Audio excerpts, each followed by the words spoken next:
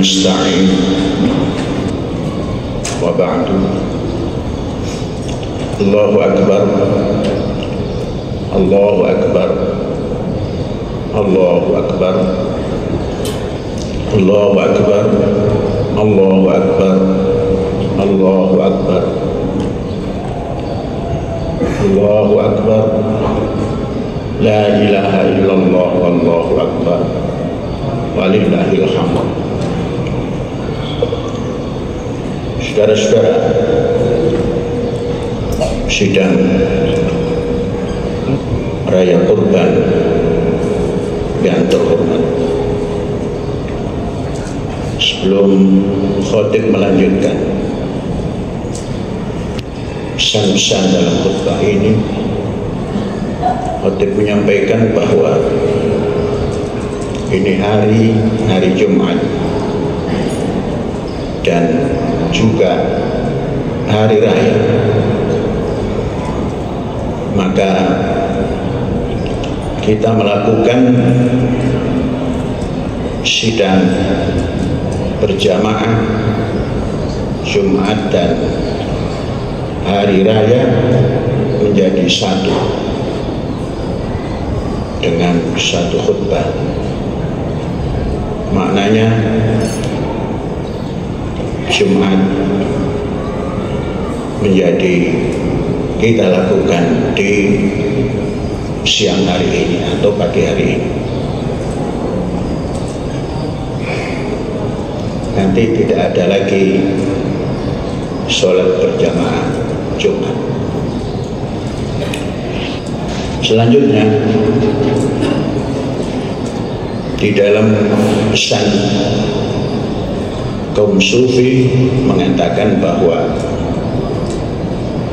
laisal aid liman labisal jadid fa innamal aid liman ta'atuhu tazid. Hari raya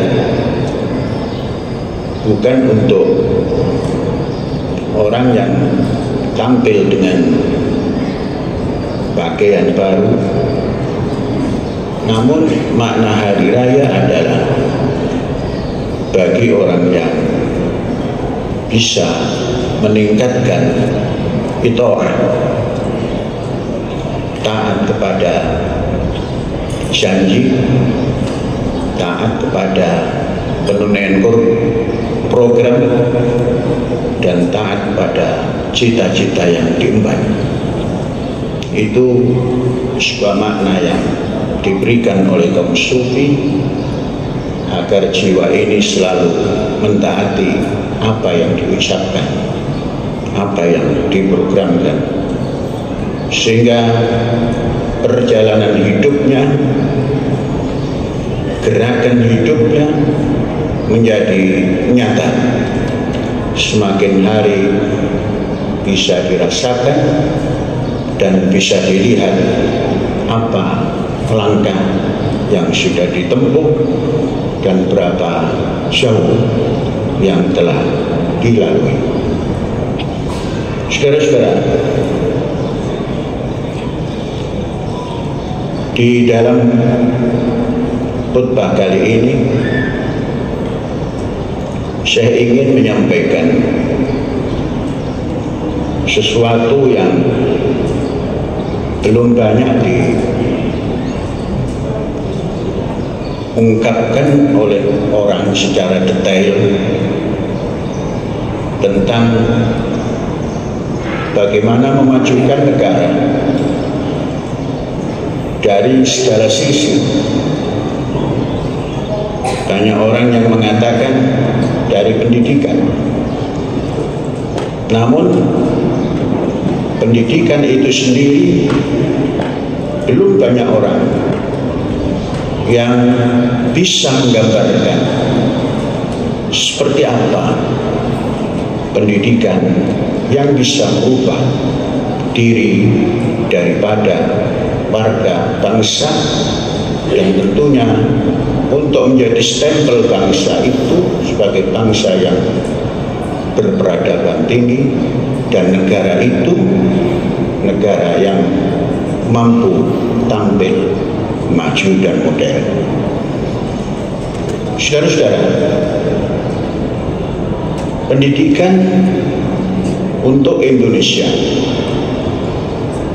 ini mesti didalami secara cermat sampai ke akar-akarnya, sehingga pelaksana negara ini mampu memprioritaskan program mana yang didahulukan, mana yang diberikan peruntukan yang besar, dan bagaimana memanagenya agar dalam tempo yang telah ditetapkan bisa tercapai. Saudara-saudara, sering kita dengar bahwa 2045 adalah satu titik yang dikatakan bahwa Indonesia akan masuk pada tahun emas. Namun roadmap-nya, peta perjalanannya belum tergambar dengan rinci, sehingga gambar yang tampil sebagai panduan bisa saja menyesatkan pada tahun yang dituju itu. Oleh sebab itu, dalam Hari Raya Kurban ini kita akan menyampaikan hal-hal yang berkenaan dengan pendidikan itu. Saudara, kita bicara kurban, mari kita baca diri kita dulu. Bakti kurban di tahun ini kita mencatat sebanyak 505.962 yang akan menerima daging kurban dan kawan daging, yaitu beras. Sebanyak 5.962 orang dan tersebar di Indramayu sampai ke Cirebon dan Jawa Timur sampai Gresik dan Banten sampai di Pandeglang, wabil khusus Nes, Jawa Barat sampai ke Bandung. Saudara-saudara, sehingga jumlah hewan kurban yang dipersiapkan baru 35 kepala. Kemudian kambing 52 kepala dan domba 124 kepala. Jumlah kepala yang disiapkan 211, kepala yang besar maupun kepala yang kecil. Kemudian jumlah beras yang diterimakan berjumlah 19 ton 80 kilo. Diharapkan daging akan mendapat rata-rata 1,8 kg dan beras rata-rata 5 kg. Yang menerima beras hanya 3.816 orang lebih daripada 50%. Selainnya tidak menerima. Saudara-saudara, sehubungan dengan Hari Raya Kurban, dan tadi sebagai narasi pembukaan, bagaimana yang kita dengar tentang pendidikan, maka khotib hari ini akan menyampaikan hal-hal yang berkenaan pendidikan Indonesia.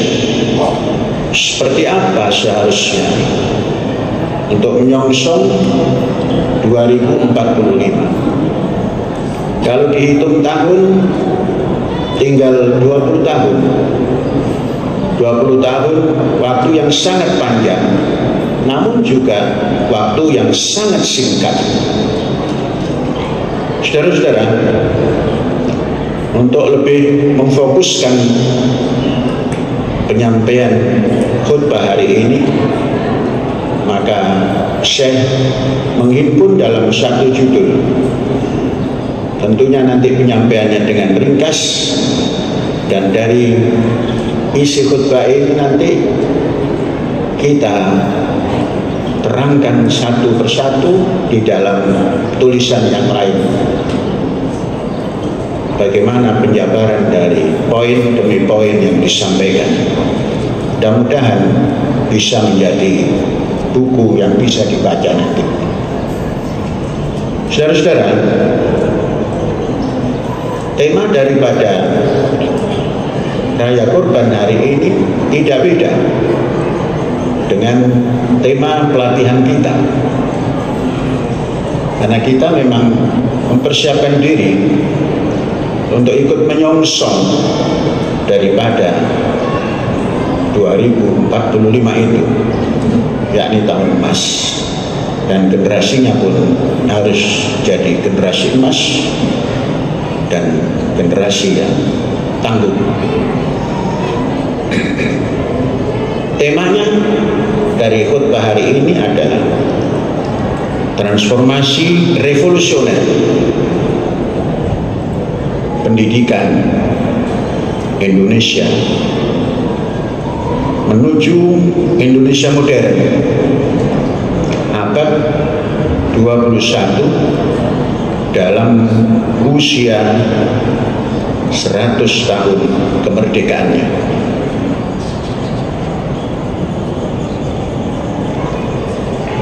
Kita panjatkan puji dan syukur pada Allah yang telah menganugerahkan pada kita kehidupan, iman, dan ilmu pengetahuan, serta peradaban yang dibawa oleh Nabi Muhammad SAW.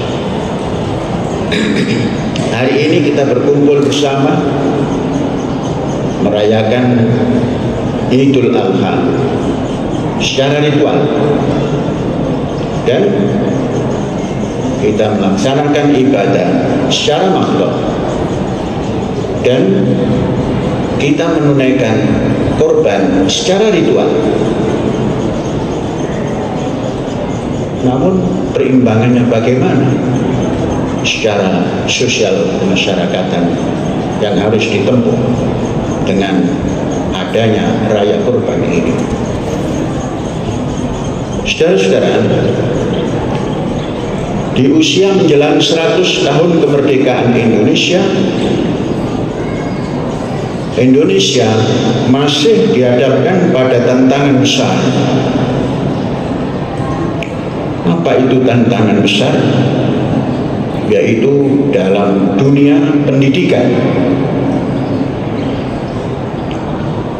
Sistem pendidikan yang ada belum sepenuhnya mampu membangun generasi unggul yang siap menghadapi tantangan dunia global hari ini. Maka transformasi revolusioner pendidikan dengan satu kurikulum yang berbasis, kita istilahkan, LSTEM, yakni law atau hukum,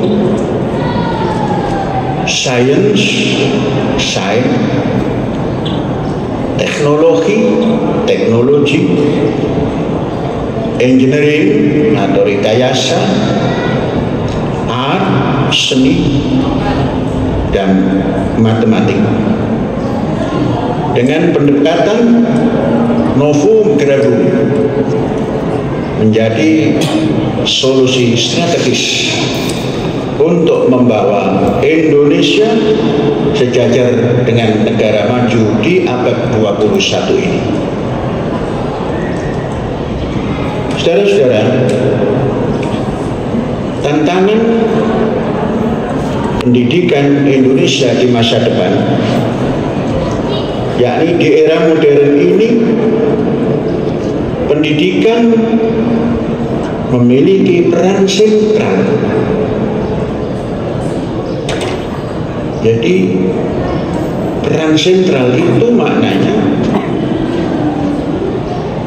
negara, dalam hal ini pemerintah, sudah harus meletakkan diri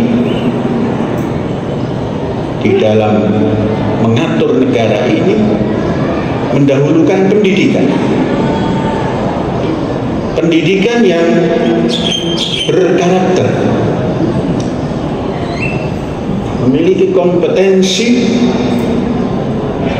dan daya saing bangsa ini tampil. Namun, saudara-saudara, sekali lagi, Indonesia kita masih menghadapi berbagai tantangan, utamanya kesenjangan akses pendidikan, terutama bagi masyarakat di daerah atau pulau terpencil.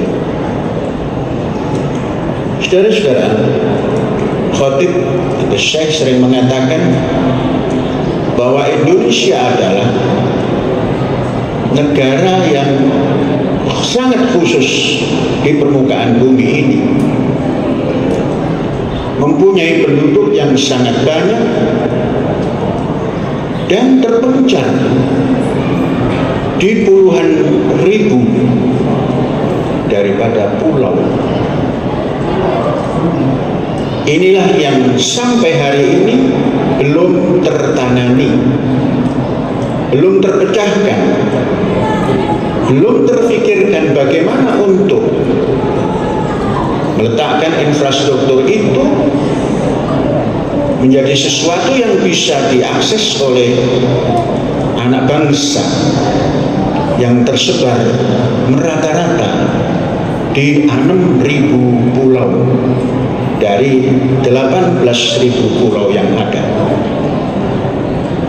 Tidak ada negara di dunia ini yang seperti Indonesia.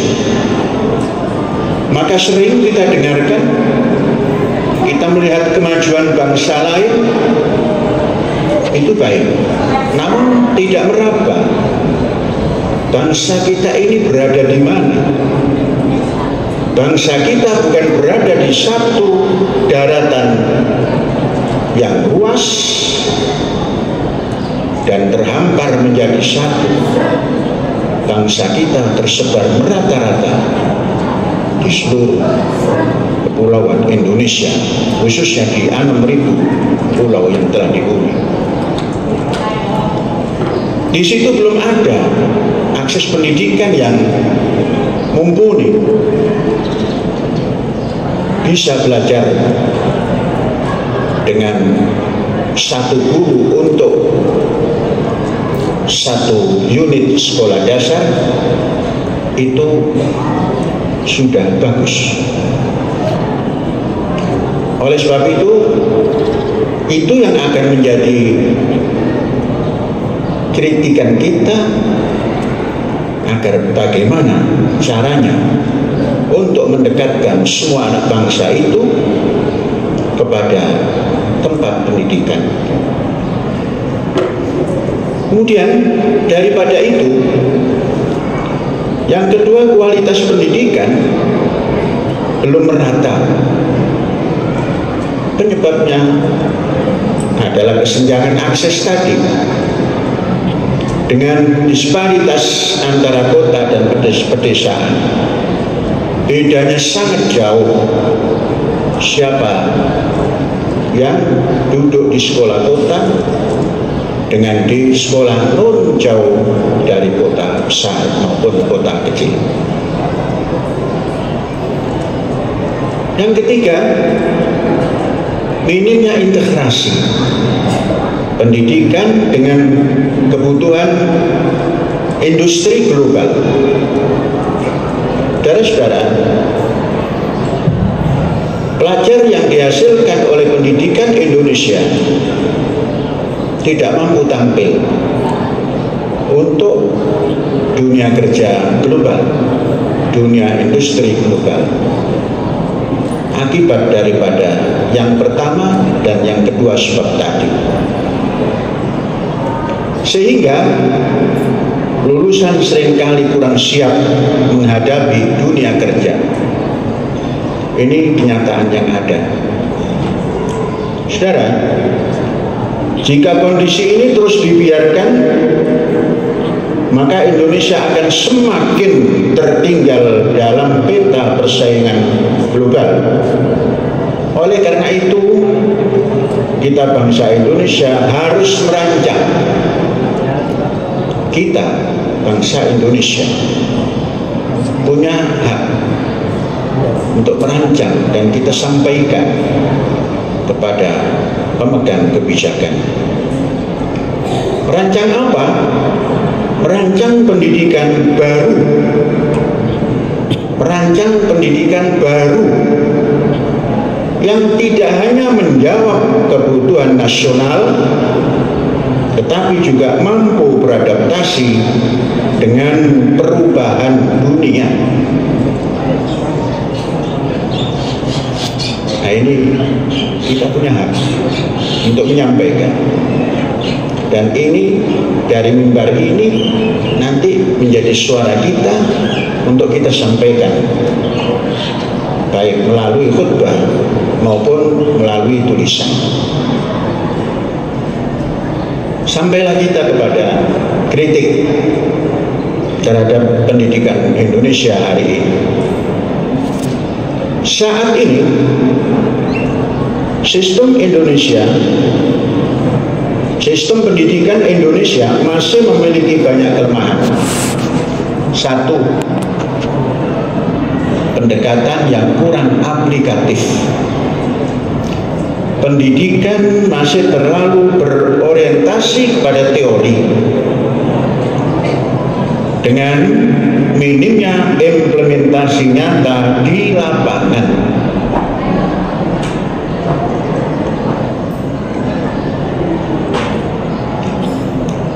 Yang kedua, kurangnya pemerataan akses.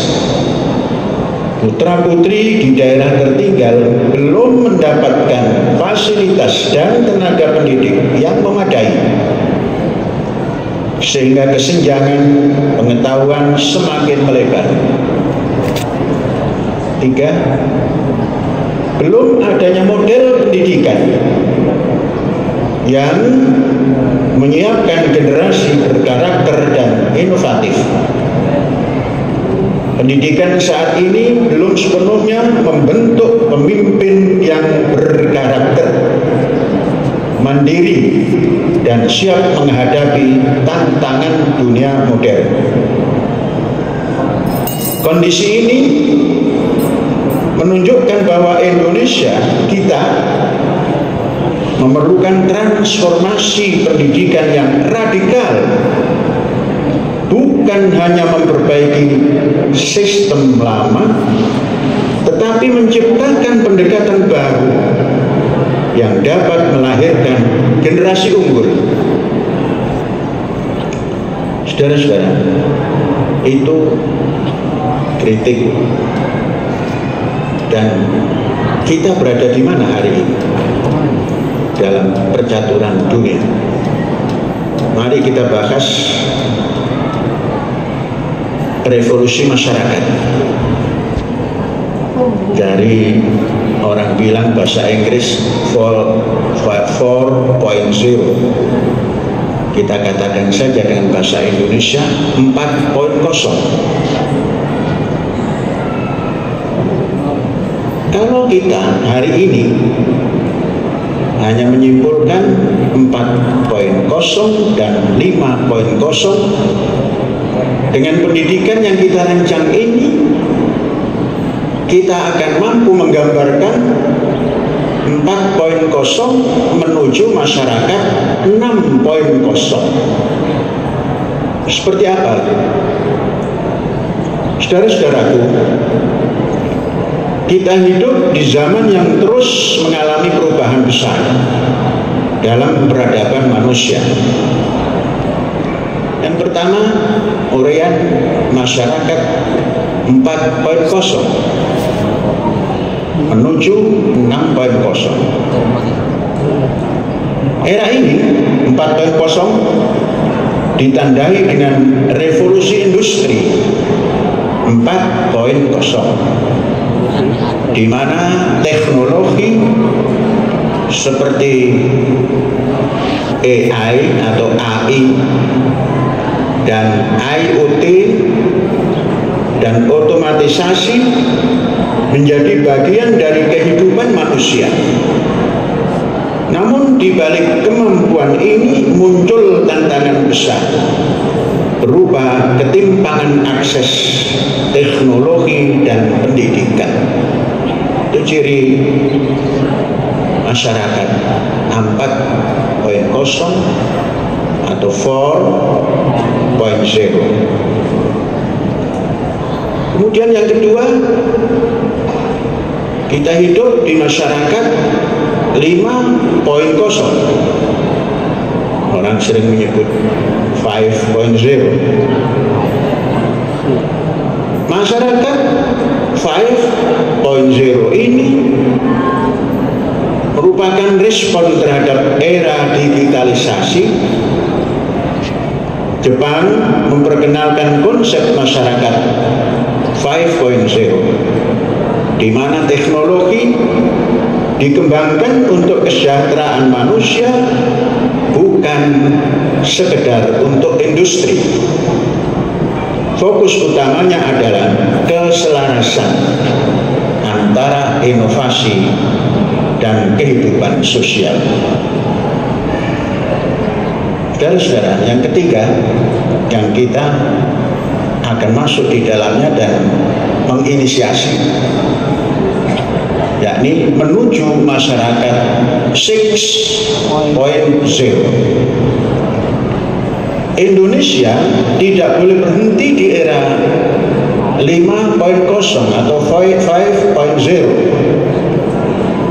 Kita harus membangun masyarakat 6.0 di mana pendidikan menjadi fondasi utama dalam menciptakan generasi yang beretika, berkarakter, inovatif, dan berdaya saing tinggi. Masyarakat 6.0 berorientasi pada keadilan sosial atau sosialis,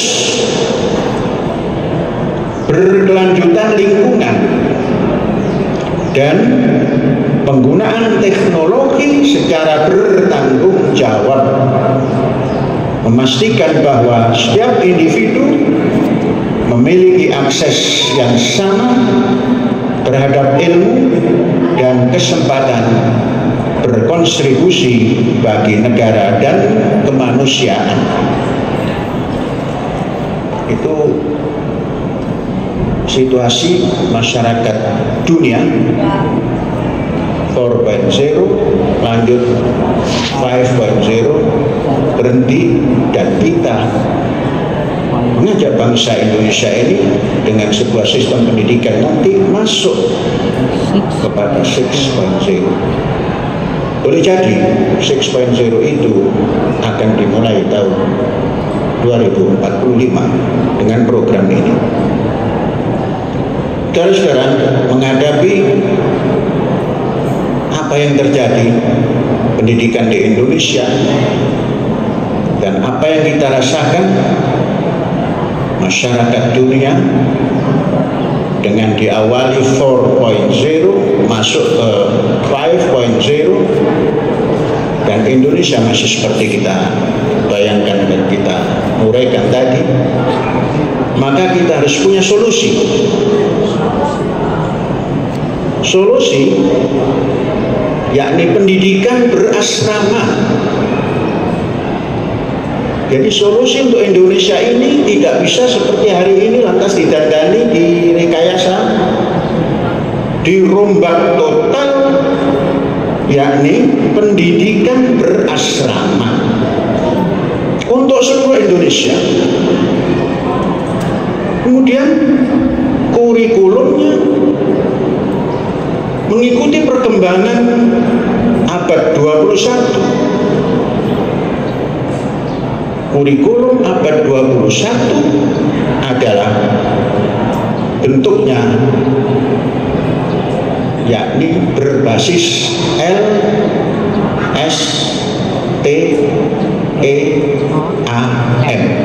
STEAM, dan dengan cara novum gradum untuk mewujudkan Indonesia modern dan berjaya saing. Kita harus mengadopsi model pendidikan berasrama yang saya sebutkan tadi, didukung oleh kurikulum abad 21 berbasis STEAM dan pendekatan novum gradum. Mari kita urai satu persatu. Kurikulum STEAM dalam perspektif Socrates, Plato, dan Aristoteles. Para filsuf besar Yunani ini telah memberikan dasar bagi pendidikan yang ideal. Satu, Socrates menekankan pendidikan berbasis dialog dan pemikiran kritis,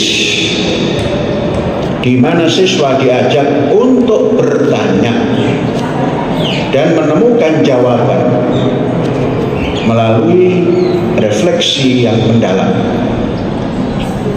Saudara-saudara, siapa yang belajar at-tarbiyah wa ta'lim, kita kenal teori Socrates ini, yakni at-tajahul as-Sokrati,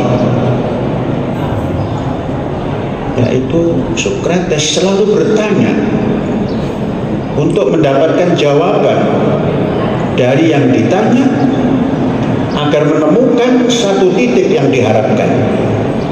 Dalam bahasa at-tarbiyah wa ta'lim adalah at-tajahul as-Sokrati, dan dalam bahasa yang dinarasikan tadi berbasis dialog dan pemikiran kritis, di mana siswa diajak untuk bertanya dan menemukan jawaban melalui refleksi yang mendalam.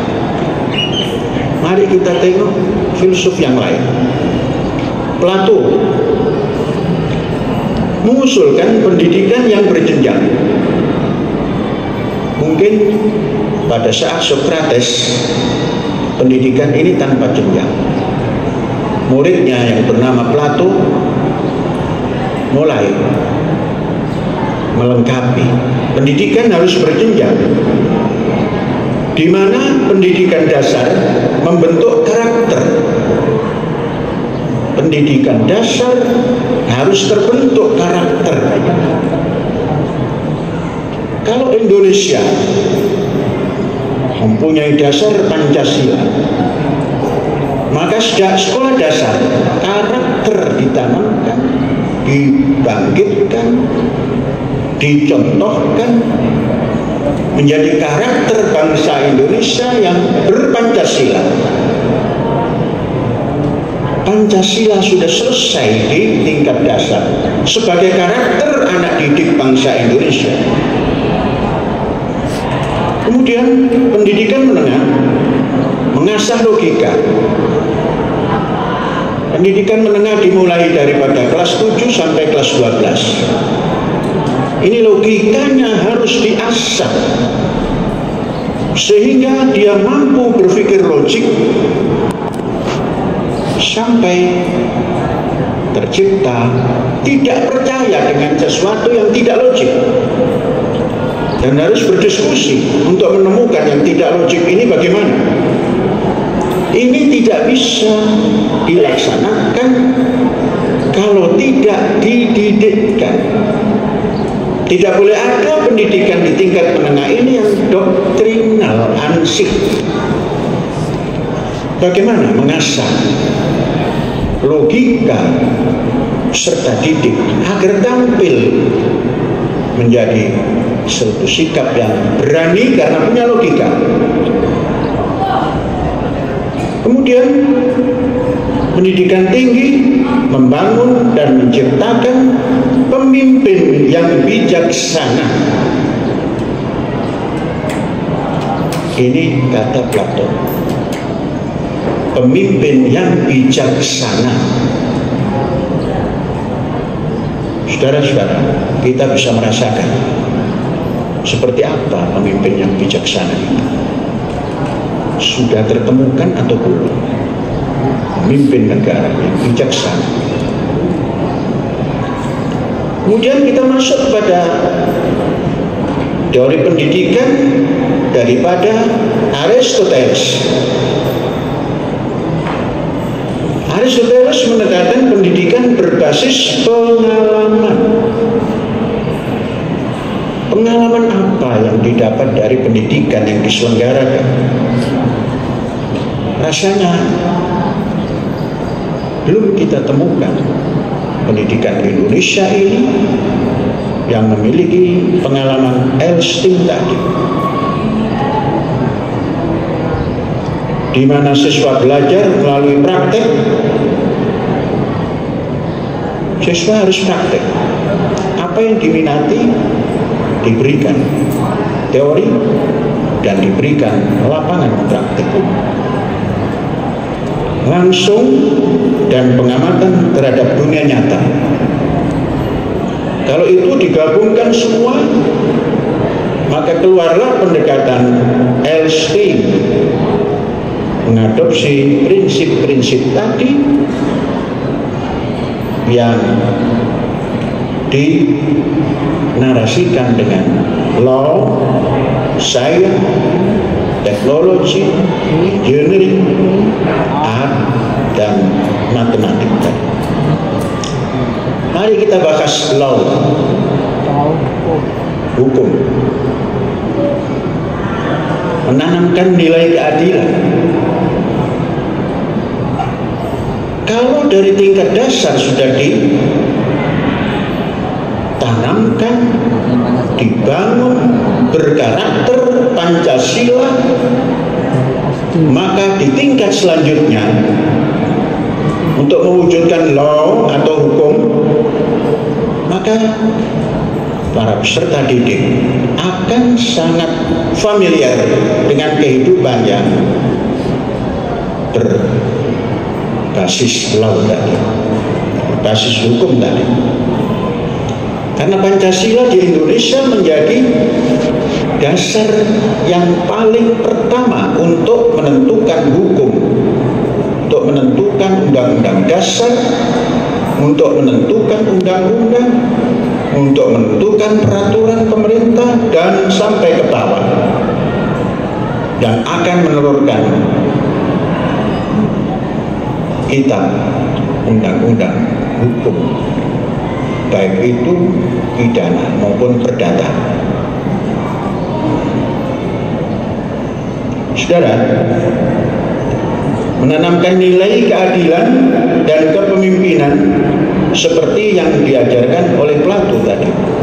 Itu law masuknya ke sini, hukum masuknya ke sini. Sains mengembangkan pemikiran kritis ala Sokrates. Teknologi mengajarkan inovasi berbasis pengalaman seperti yang diteorikan oleh Aristoteles. Engineering atau rekayasa mendorong solusi kreatif berbasis teknologi. Art atau seni mengembangkan kreativitas dan kecerdasan emosional. Selanjutnya matematik melatih logika dan analisis dalam kehidupan sehari-hari. Saudara-saudara, kemudian kita bertanya, apa itu novum gradum? Seperti apa kaitannya dengan teori kurikulum berbasis Elstein tadi? Novum gradum sebagai paradigma pendidikan baru. Novum gradum memastikan bahwa pendidikan tidak hanya fokus pada akademik, tetapi juga membentuk karakter dan kepemimpinan yang berorientasi pada etika, keberlanjutan, dan inovasi sosial. Itu inti daripada novum gradum. Dengan pendidikan berbasis Elstein dan novum gradum, Indonesia siap melahirkan generasi emas yang tidak hanya pintar secara akademik, tetapi juga memiliki integritas kepemimpinan dan jiwa inovatif. Saudara-saudara, kita bahas infrastruktur pendidikan. Semua yang diuraikan di awal itu tidak bisa terlaksana kalau infrastruktur pendidikan di Indonesia ini tidak mendukungnya. Maka infrastruktur pendidikan sebagai pemerataan akses untuk mewujudkan sistem ini diperlukan pembangunan asrama besar di 500 daerah yang masing-masing asrama dengan luasan lahan 3.000 hektar. Infrastruktur ini mencakup fasilitas pendidikan modern yang menjamin pembelajaran berkualitas. Kedua, laboratorium teknologi dan pusat inovasi untuk mengasah keterampilan siswa. Yang ketiga, ada sistem pertanian mandiri sehingga siswa dapat berpartisipasi dalam produksi pangan bergizi.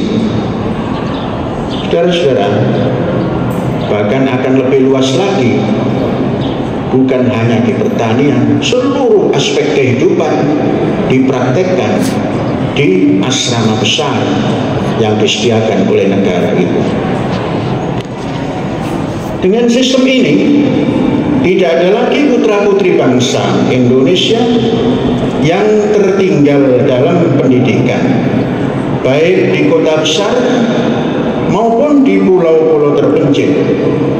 Sebab pelaksanaan pendidikan terpusat dalam asrama besar di tiap-tiap daerah, dan pendidikan mereka merupakan wajib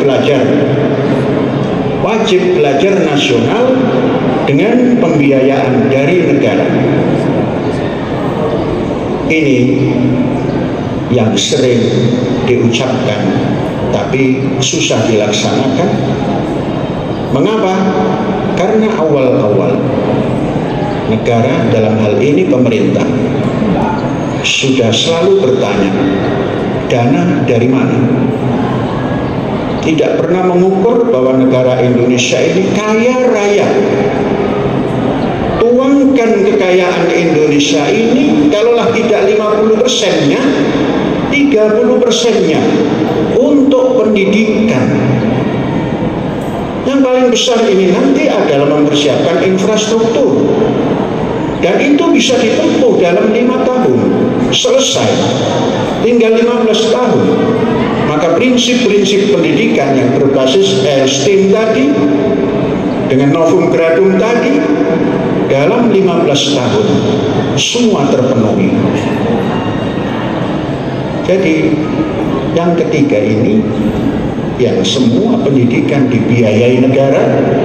Banyak yang mengatakan, semua orang mengatakan, bukan hanya pemerintah saja, orang-orang yang berkiprah di pendidikan juga mengatakan dananya dari mana.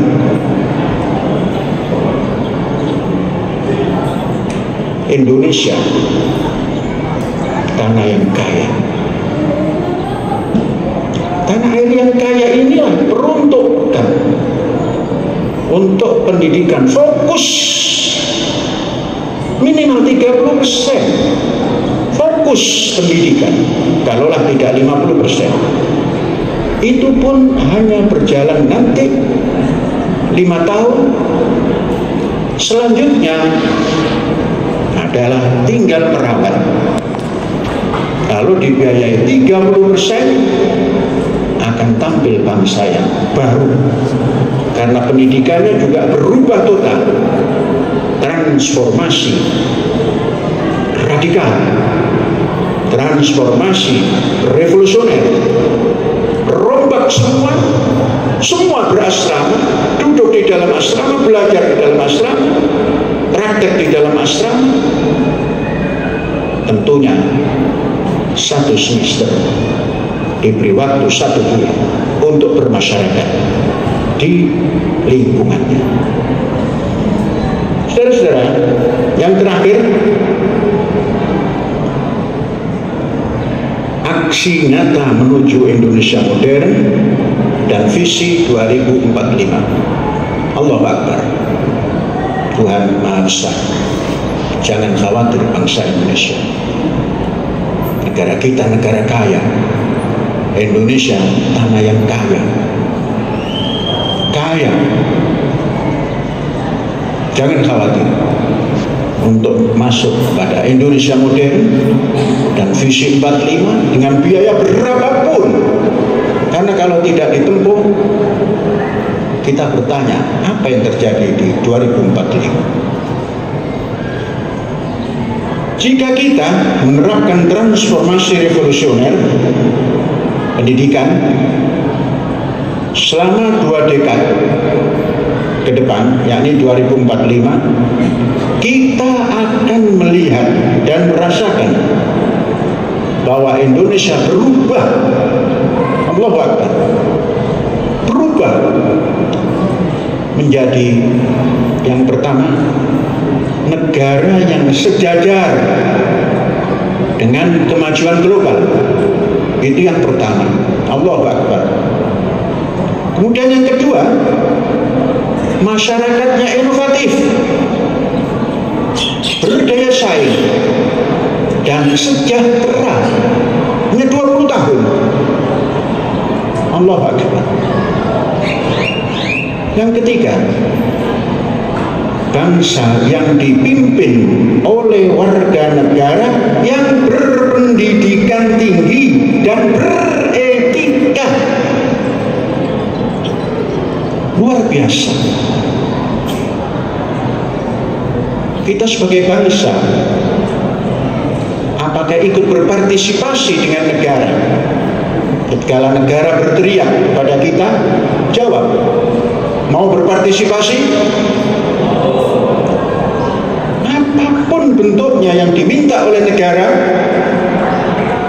kita wajib sambut program ini kalau dilaksanakan oleh negara. Allahu Akbar walillahil hamd. Maha besar Allah dan segala puji kembali kepadanya. Inilah khutbah singkat Raya Kurban tahun ini. Mudah-mudahan dari uraian ini kita bisa jabarkan sehingga saudara-saudara bisa menikmati bacaan dalam buku, dibentuk tim untuk menyusunnya, sehingga terjadi menyambung. Ini juga pelatihan. Khutbah ini materi pelatihan agar semua nyambung untuk menyambut negara yang sejajar dengan kemajuan global, masyarakat yang inovatif, berdaya saing dan sejahtera, bangsa yang dipimpin oleh warga negara yang berpendidikan tinggi. Allahu Akbar wa lillahil hamd. Saudara-saudara, sebagai penutup, mari berdoa kepada Tuhan Yang Maha Esa. Semoga apa yang kita harapkan untuk diri kita dan pada negara terkabul jua adanya. Rabbana atina fid dunya hasanah wa fil akhirati hasanah wa qina adzabannar. Qul qouli hadza astaghfirullahal azim li wa lakum astaghfiruhu innahu huwal ghafurur rahim. Hada wallahu yar'ana wa yahfazuna. Alhamdulillahi rabbil alamin. Merdeka.